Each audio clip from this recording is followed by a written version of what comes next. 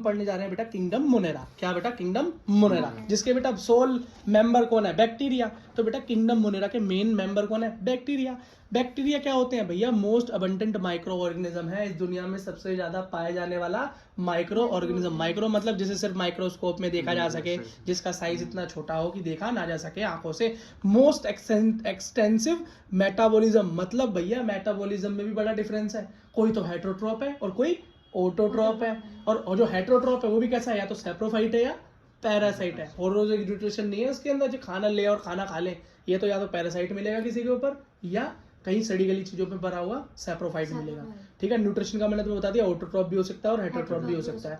Autotroph होते हैं थोड़े, लेकिन हेटेरोट्रॉप होते हैं ज्यादा, मेजोरिटी है। हाँ, अब शेप कैसी होगी भैया? कोमा जैसी शेप हो तो विब्रो बोल देना, कोकस जैसी शेप हो तो स्पेरिकल शेप हो तो कोकस। एक बार बुक में ही दिखा देता हूँ।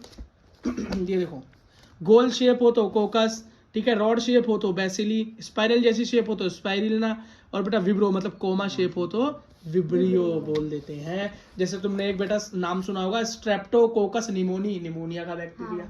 तो उसके अंदर कोकी क्या है? इसकी शेप है। अगला तुमने सुना होगा लैक्टोबैसिलस एसिटी, जो बेटा दही में मिलता है। तो बैसिल, लैक्टोबैसिलस, तो बैसिलस मतलब उसकी शेप है। हाँ, तो बेटा ये मैंने आपको बता दिया। अगली चीज देखो, तो मैंने तुमको बता दिया है vibrio comma, coccus spherical, bacillus rod या स्पेरिलम स्पाइरल शेप को बोलते हैं। अब बेटा बड़ी इंपॉर्टेंट चीज कि यहाँ तक तो बात हुई थी आर.एच. व्हिटेकर की, लेकिन आर.एच. व्हिटेकर भी जो नहीं बता पाए वो था जो कौन बता कर गए हमको लास्ट में एक साइंटिस्ट है जिन्होंने 6 किंगडम क्लासिफिकेशन दिया, उनका नाम था कार्ल वॉर्ट्स। और ये हमारा और वॉर्ट्स कर गए जीवन, वॉर्ट्स मतलब खराब कर गए। तो उन्होंने क्या बताया कि भैया आर्की बैक्टीरिया होता है और यू बैक्टीरिया होता है। तो एक बार जरा आर्की बैक्टीरिया को देख लेते हैं क्या है, क्यों यहाँ से सबसे ज्यादा क्वेश्चन आए हैं इस हिस्ट्री में। इस चैप्टर से सबसे ज्यादा क्वेश्चन आर्की बैक्टीरिया से पूछा गया, नीट में भी। ठीक, अब सुनो, लिव इन हार्श हैबिटेट, मतलब जहां आप सोच भी नहीं सकते वहां ये जिंदा रह सकते हैं। मतलब बहुत ज्यादा गर्मी हो जहां पर इंसान सर्वाइव ना कर सके वहां ये मिल जाएगा। बहुत गर्म पानी हो वहां भी ये मिल जाएगा। बहुत ठंडा पानी हो वहां भी ये मिल जाएगा। जानवरों के पेट में ये मिल जाएगा, तेजाब में ये मिल जाएगा, गोबर में ये मिल जाएगा। ठीक है, तो ये क्या है? मोस्ट अबंडेंट, हर जगह मिलते हैं। और कैसे? हार्श कंडीशन में रह सकते हैं। क्यों भैया? क्योंकि इनकी सेल वॉल का स्ट्रक्चर ही इस तरीके का बनाया भगवान ने कि ये हार्श कंडीशन में जिंदा रह सकते हैं। तो बेटा इनको इनकी जो जिस तरह से रहते हैं, जो इनकी हैबिटेट का मतलब होता है रहने का स्थान। जिस तरह का स्थान उस तरह का नाम। तो जो बेटा हेलोफाइल्स, आर्की बैक्टीरिया में एक कंडीशन हुई हेलोफाइल्स, मतलब हेलो का मतलब होता है जहाँ पे बहुत नमक हो, मतलब जो बहुत सॉल्टी एरिया में जिंदा रह सके, जहाँ पे बहुत नमक हो तो उसको बोलेंगे हेलोफाइल्स। ऐसे आर्की बैक्टीरिया जो कि बहुत सॉल्टी जगह में रह सके वो गए हेलोफाइल्स।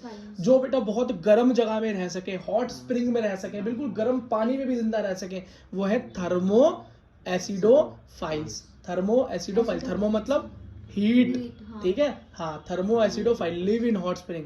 ठीक है, तो सीधा नीट से क्वेश्चन कैसे आता है? हॉट स्प्रिंग में रहने वाले कौन से बैक्टीरिया होते हैं, या कौन सा बैक्टीरिया ऐसा होता है जो कि हार्श हैबिटेट्स के अंदर सर्वाइव कर सकता है। तो आर्की बैक्टीरिया, और स्पेशली हॉट स्प्रिंग पूछे तो थर्मो एसिडोफाइल्स। अगला बेटा मिथेनोजन, ये भी उतना इंपॉर्टेंट है। मिथेनोजन क्या है?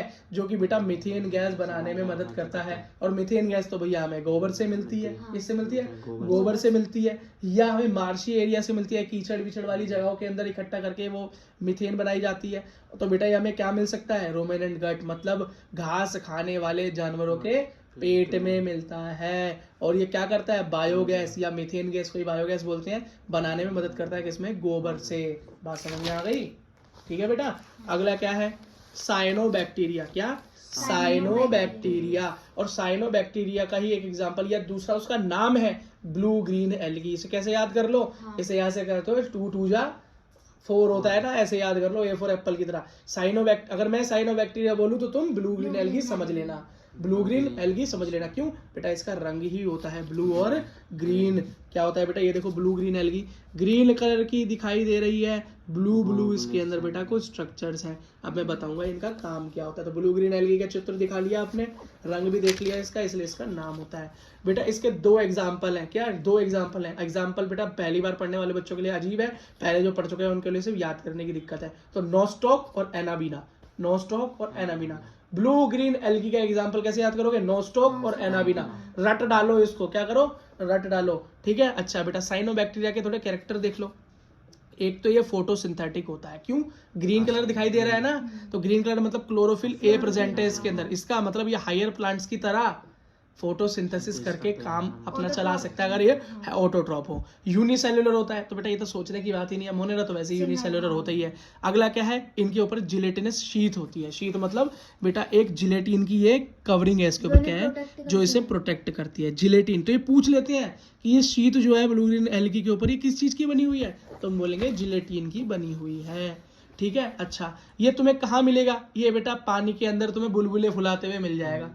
नाला देखा है अपना, कभी कभी उसमें से ऐसा होता है बुलबुले से उठते हैं, ये इसी का काम है भाई साहब का।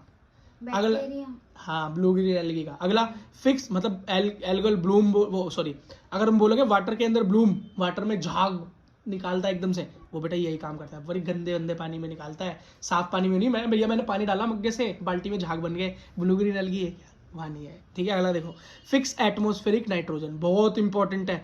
आसमान की मतलब हमारे एनवायरनमेंट में से N2 नाइट्रोजन को लेता है और उसको बेटा कहाँ करता है, फिक्स कर देता है। कहाँ पर बेटा, जमीन के अंदर डालने की काम करता है। और क्यों चाहिए हमको जमीन के अंदर नाइट्रोजन, क्योंकि बेटा पेड़ों को बढ़ने के लिए नाइट्रोजन की भी जरूरत होती है, और ये काम कौन करता है भाई, साइनोबैक्टीरिया करता है। ऐसा इसके अंदर क्या है, तो बेटा इसके अंदर एक जगह एक चीज है, एक ऑर्गेनाइज का नाम है हेट्रोसिस्ट। ये देखो, तो बेटा इस ब्लू ग्रीन एल्गी के अंदर इसके ब्लू ग्रीन कलर का इसके अंदर क्लोरोफिल ए, जिलेटिन की इसकी शीट, और ये रहा हेट्रोसिस्ट। क्या है हेट्रोसिस्ट, और ये क्या कर रहा है, N2 फिक्सेशन का काम कर रहा है। और ये बड़ा जरूरी हो गया, नीट में क्वेश्चन क्या आएगा, कौन सा बैक्टीरिया N2 फिक्सेशन करता है, हाँ तो आप बोलोगे ब्लू ग्रीन एल्गी। और ये आप पूछ लेंगे ब्लू ग्रीन एल्गी में वो पूछेंगे बेटा कि इसके अंदर कौन सा ऐसा ऑर्गन है जो कि ये काम करवाता है, तुम बोलोगे हेट्रोसिस्ट है। क्या है, हेट्रोसिस्ट है। अगला देखो हेट्रोट्रॉपिक बैक्टीरिया जो होता है बेटा, सबसे ऑटोट्रॉप तो बहुत कम है लेकिन हेट्रोट्रॉप सबसे ज्यादा है, जो अपना खाना खुद बना नहीं सकते। और हेट्रोट्रॉप भी कैसे हैं, ज्यादा से ज्यादा डीकम्पोजर है। डीकम्पोजर कौन होता है, मरे गड़े सड़े को खाकर अपना भोजन लेते हैं और उसको धीरे धीरे गलाकर खत्म कर देता है। बैक्टीरिया बेटा बहुत चीजों में काम आता है, जैसे कि कर्ड बनाने में, लैक्टोबैसिलस एसिटी नाम है जो कि दूध को दही बनाने में काम आता है। दूसरा एंटीबायोटिक्स बनाने में, जैसे कि एंटीबायोटिक बनाने में, ठीक है, दवाइयां बनाने में। अगला N2 फिक्सेशन तो करता ही है, और कहाँ करता है बेटा, लेग्यूम्स की जड़ में, मतलब दाल वाले पौधों की जड़ों के अंदर भी नाइट्रोजन फिक्सेशन कर देता है। क्यों, अगर ऐसा ना हो तो ये अपनी दालें ठीक से ना बना पाए, बढ़ ना पाए, ग्रोथ ना हो, प्रोटीन ना मिल पाए। ठीक है, तो ये याद रखना, नाइट्रोजन फिक्सेशन वाला क्वेश्चन क्या है, बड़ा ही जरूरी है, मुझे लगता है पूछा भी जा सकता है, थोड़ा इंपॉर्टेंट सा दिखाई दे रहा है मेरे को ये।